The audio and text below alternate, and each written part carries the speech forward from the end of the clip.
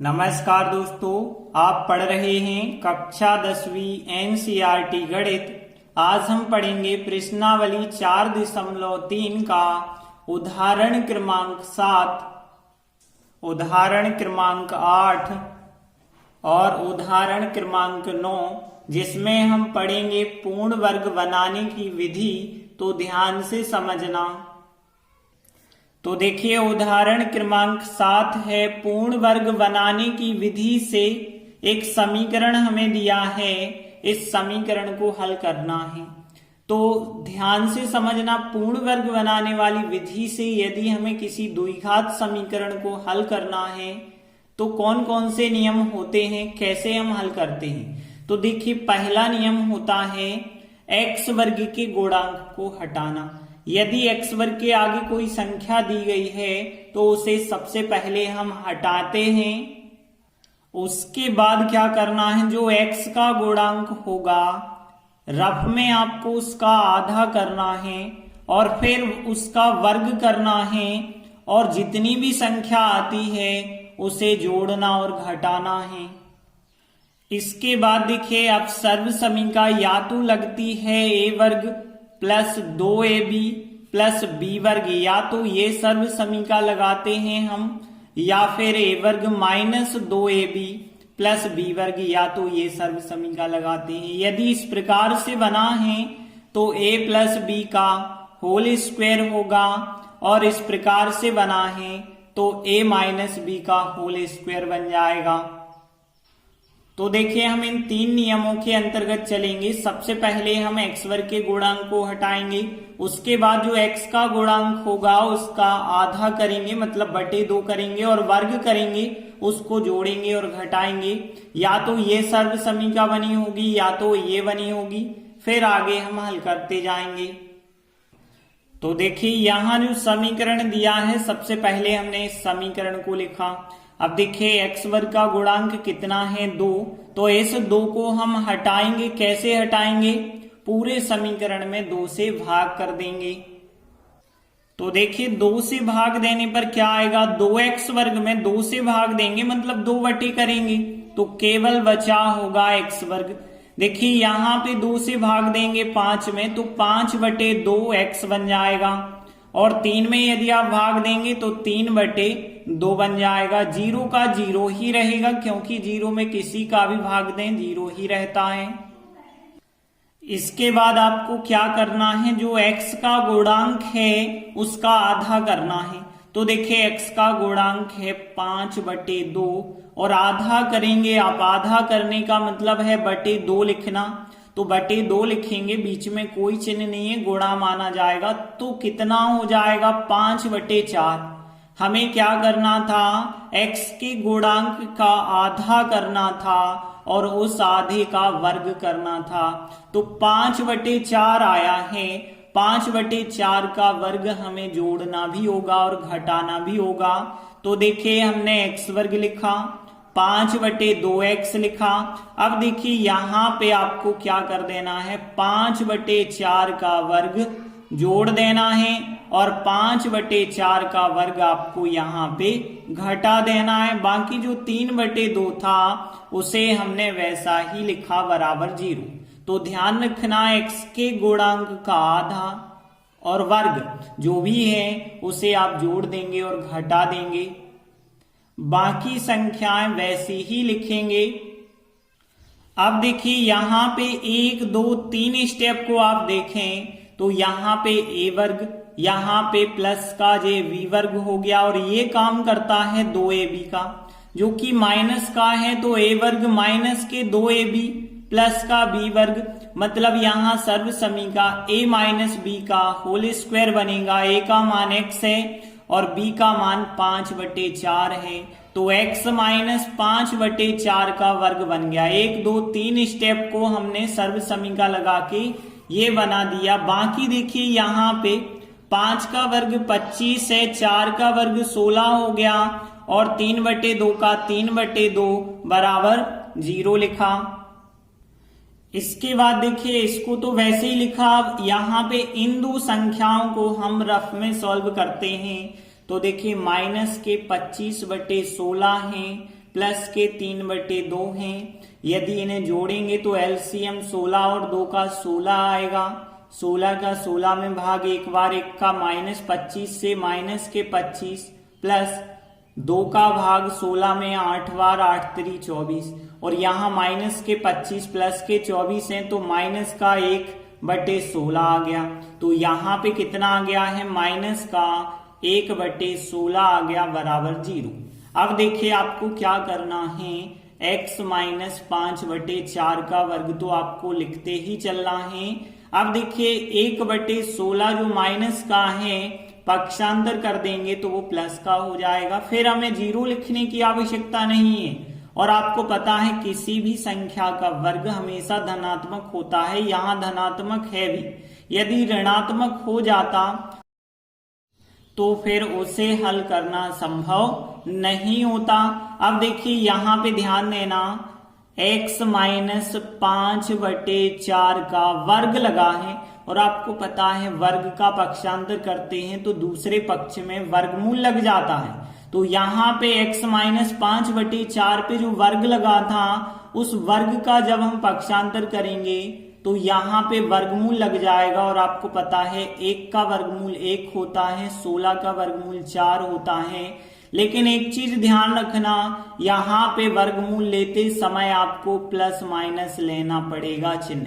जो भी आंसर वर्गमूल का होता है उसमें प्लस माइनस आपको लगा देना है। इसके बाद ध्यान देना, x बराबर -5/4 जब उस तरफ जाएंगे तो प्लस के हो जाएंगे और बाकी यहाँ पे ±1/4 लिखा है उसे हम वैसे ही लिखेंगे। अब देखिए ध्यान देना, x का मान जो आया है इसमें प्लस माइनस लगा है। अब हम एक बार प्लस चिन्ह लेंगे, दूसरी बार माइनस चिन्ह लेंगे तो हम कह सकते हैं अर्थात x बराबर जो होगा 5/4 प्लस 1/4 होगा। और यहाँ पे एक बार हमने प्लस ले लिया, एक बार हम माइनस ले लेंगे तो x का मान 5/4 माइनस 1/4 होगा। समझ आ गया ना, एक बार प्लस चिन्ह ले लिया, एक बार माइनस चिन्ह ले लिया। अब देखिए यहाँ पे यदि हम इनको सॉल्व करेंगे तो 5/4 में 1/4 जोड़ेंगे तो 4 तो एलसीएम ही रहेगा और ऊपर 5 और 1 हो जाएगा 6, तो 6/4। और यहाँ पे यदि हम देखें तो x बराबर 4 तो इनका एलसीएम ही रहेगा, 5 में से 1 घटाएंगे तो 4, तो 4/4 यहाँ पे। अब देखिए और आगे यदि हम सॉल्व कर देते हैं तो यहाँ x बराबर 6/4 आपस में 2 से कट जाएंगे, 2 3 6, 2 दूनी 4, तो x का मान आ गया 3/2। यहाँ पे देखें x बराबर 4/4, 4 एकम 4 होता है, 4 का 4 में भाग एक बार गया तो x का मान 1 हो गया। और देखिए हम अंत में लिख देंगे, अतः दिए गए समीकरण के हल x बराबर 3/2 और x बराबर 1 हैं। इस प्रकार से उदाहरण 7 कंप्लीट हुआ। इसके बाद अगला उदाहरण 8 है। पूर्ण वर्ग बनाने की विधि से समीकरण एक दिया गया है, इसके मूल ज्ञात करना है। मूल ज्ञात करना मतलब हल करना, x के मान ज्ञात करना ही होता है। तो देखिए यहाँ जो समीकरण दिया गया है सबसे पहले हमने उसे लिखा। अब ध्यान देना, यहाँ 5x वर्ग है तो हमने नियम बताया था, पहला नियम ये है x वर्ग का गुणांक आप हटा दें। तो यहाँ 5 को हम हटाने के लिए क्या करेंगे, पूरे समीकरण में 5 से भाग दे देंगे। तो देखिए 5 से भाग देने पर क्या होगा, जब 5x वर्ग में 5 से भाग देंगे मतलब बटे 5 करेंगे तो 5 से 5 कट जाएगा, केवल x वर्ग। और 6 में 5 से भाग देंगे तो 6/5 x का x हो जाएगा। 2 में 5 से भाग देंगे तो 2/5 और 0 में दिया जाए तो 0 का तो 0 ही रहेगा। अब देखिए इसके बाद हम क्या करते हैं, x का गुणांक देखते हैं कितना है और फिर उसका आधा करते हैं और फिर वर्ग करते हैं। तो देखिए यहाँ x का गुणांक है 6/5। अब ऐसे जब आप आधा करेंगे मतलब बटे में 2 करेंगे, यही तो कहलाता है आधा, और फिर हम उसका वर्ग करेंगे। तो देखिए यहाँ पे 2 से संख्या कट सकती है ना, तो यहाँ 2 एकम 2, 2 3 6, 3/5 आ गया। तो 3/5 का वर्ग अब हमें जोड़ना पड़ेगा और घटाना पड़ेगा। तो देखिए हमने x वर्ग तो वैसे ही लिखा, 6/5 x भी लिखा। अब यहाँ पे 3/5 का वर्ग एक बार जोड़ना है और एक बार घटाना है, क्योंकि कोई अंतर भी नहीं आना चाहिए। एक ही संख्या जोड़ दो घटा दो, मतलब यहाँ ये संख्या तो कट गई तो कोई अंतर भी नहीं आया होगा। और 2/5 जो था उसे लिखा बराबर 0। अब ध्यान देना, यहाँ पे हमने कहा था ना सर्व समीका बनती है 1 2 3 पद की, बीच में माइनस लगा है, इसका मतलब ये -b वाली बनी होगी। तो देखिए a वर्ग हो गया और यहाँ पे माइनस के 2ab का काम करेगा ये, और फिर प्लस का b वर्ग ये हो गया।